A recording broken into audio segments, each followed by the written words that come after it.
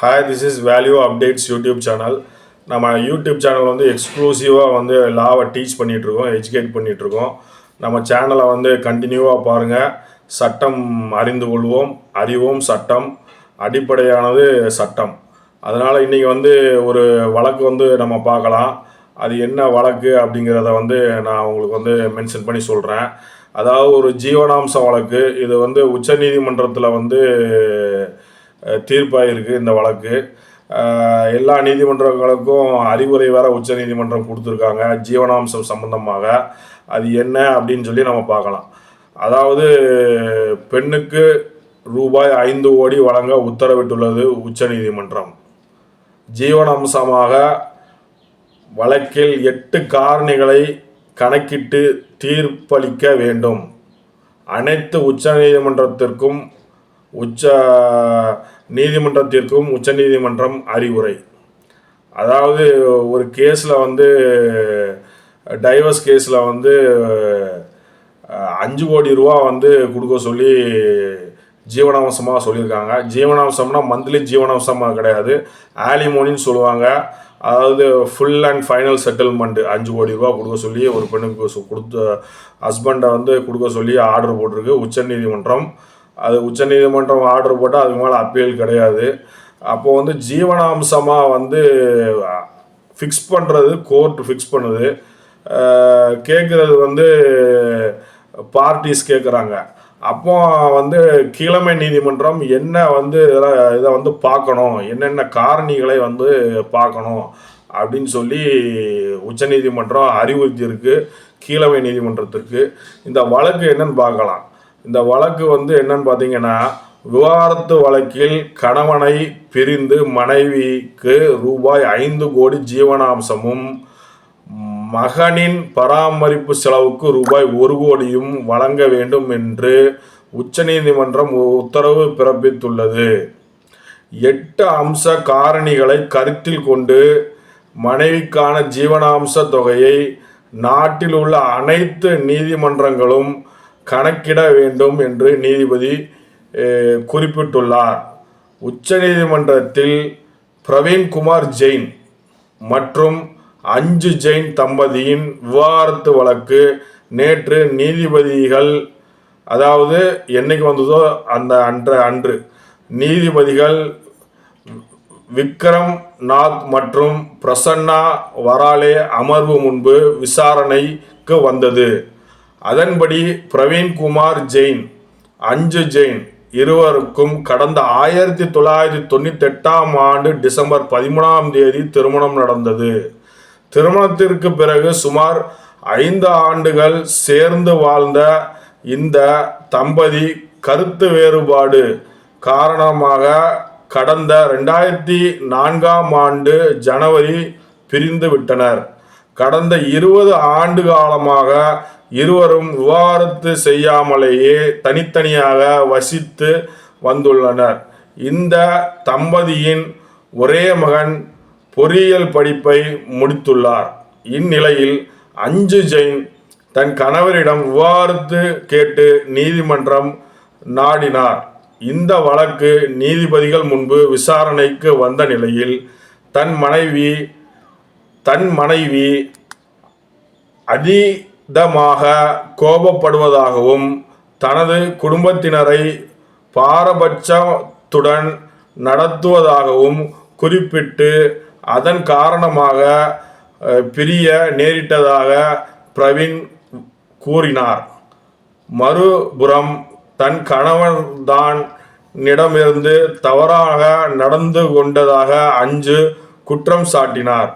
இருவரும் நீண்ட காலம் பிரிந்து வாழும் சூழலில் இனி திருமண பந்தத்தில் இணைய வாய்ப்பில்லை என்பதை நீதிபதிகள் கருத்தில் கொண்டது. இதைத் தொடர்ந்து பிரவீன் தன் மனைவி அஞ்சு ஜெயினுக்கு நிரந்தர ஜீவனாம்சமாக ரூபாய் 5 கோடியும் மகனுடைய பராமரிப்பு செலவுக்காக தனியாக ரூபாய் 1 கோடியும் மொத்தம் 6 கோடி வழங்க வேண்டும் என்று நீதிபதிகள் தீர்ப்பளித்தது. இருவரின் விவகாரத்தை ஏற்றுக்கொண்டனர். அதே சமயம் கணவன் மனைவி இடையிலான விவாகரத்து வழக்கை விசாரிக்கும் நீதிமன்றங்கள் ஜீவனாம்ச தொகையை அறிவிக்கும் போது 8 அம்ச காரணிகளை கருத்தில் கொள்ள வேண்டுமென்று உச்சநீதிமன்றம் அறிவுறுத்தியுள்ளது. அதன்படி கணவன் மனைவி இருவரும் சமூக பொருளாதார நிலைகள், மனைவி குழந்தைகளின் எதிர்கால தேவைகள், இருவரும் நன்கு படித்து பணியில் இருப்பவர்களா, அவர்களது வருமானம் மற்றும் சொத்துக்களின் மதிப்பு, மாமியார் வீட்டில் இருந்தபோது பெண்ணுக்கு எத்தகைய வாழ்க்கை தரம் இருந்தது, தன் கணவரின் குடும்ப பராமரிப்புக்காக விவாகரத்து கோரிய பெண் வேலையை விட்டாரா, வேலைக்கு செல்லாத இல்லத்தரசியாக இருந்தால் அவருக்கு சேர வேண்டிய நியாயமான தொகையை, கணவனின் பொருளாதார சூழல், வருமானம், அவரது குடும்ப பொறுப்புகள், மாதாந்திர செலவுகள் உள்ளிட்ட 8 வகையான காரணிகளை கருத்தில் கொண்டு இந்த நீதிபதிகளுக்கு உட்பட்டு நீதிமன்றங்கள் ஜீவனாம்ச தொகையை முடிவு செய்ய வேண்டும் என்று உச்சநீதிமன்றம் நீதிபதிகள் கூறியுள்ளனர். வரதட்சணை கொடுமை வழக்கு போட்டு மனைவி தன்னை துன்புறுத்தியதாக கூறி கடிதம் எழுத வைத்துவிட்டு ஒருவர் தற்கொலை செய்து கொண்ட சம்பவத்தை தொடர்ந்து நீதிபதிகள் இத்தகைய உத்தரவை பிறப்பித்துள்ளனர். அதாவது இதில் என்ன பார்த்தீங்கன்னா, இந்த கேஸ் ஹஸ்பண்ட் அண்ட் ஒய்ஃபுக்கு நடக்குது. கிட்டத்தட்ட 20 ஆண்டு காலமாக கேஸ் போடலை, பிரிஞ்சே தான் வாழ்ந்துருக்காங்க. அதாவது டிஃப்ரென்ஸ் ஆஃப் ஒப்பீனியனில். அதுக்கப்புறம் அது இர்ரிட்ரீவல் பிரேக் டவுன் ஆஃப் மேரேஜ்னு சொல்லுவாங்க. அதாவது இணைக்கவே முடியாத ஒரு சாராம்சமாக போய்விடுகிறது. ஏன்னா 20 வருஷமாக பிரிஞ்சிருக்காங்க. பையன் பொறியியல் படிப்பு படிச்சுட்டான். அவங்க தனியாக பிரிஞ்சு இருக்கும்போது அவங்க 20 வருஷமாக எதுவுமே கோரலை. இவரும் எதுவுமே கொடுக்கல, பணம் எல்லாமே அவங்களே தான் செலவு பண்ணியிருக்காங்க. தாயே மகனுக்கு செலவு பண்ணியிருக்காங்க. அதுக்கப்புறம் பல வருடங்கள் கழித்து வழக்கு உச்சநீதிமன்றத்தில் வந்ததுக்கு அப்புறம் உச்சநீதிமன்றம் மனைவிக்கு 5 கோடி, அதாவது ஆலிமோனி ஃபுல் அண்ட் ஃபைனல் செட்டில்மெண்ட்டாக கொடுக்க சொல்லியிருக்காங்க. பையனோட பராமரிப்பு செலவுக்காக 1 கோடி ரூபா கொடுக்க சொல்லியிருக்காங்க. அதனுடன் என்ன சொல்லியிருக்காங்க பார்த்தீங்கன்னா, 8 அம்ச காரணிகளை சொல்லியிருக்காங்க. அந்த 8 அம்ச காரணிகள் என்னென்னு உங்களுக்கு சொன்னேன். அதாவது அவங்களுடைய பொருளாதாரம், அவங்களுடைய படிப்பு, அவங்க வாழ்ந்த வாழ்க்கையுடைய ஸ்டேட்டஸு, இதே மாதிரி அதுக்கப்புறம் கணவனுடைய வருமானம், இது எல்லாத்தையும் வச்சு கனெக்ட் பண்ணி தான் ஒரு ஜீவனாம்சம் வழங்கணும் அப்படின்னு சொல்லியிருக்காங்க.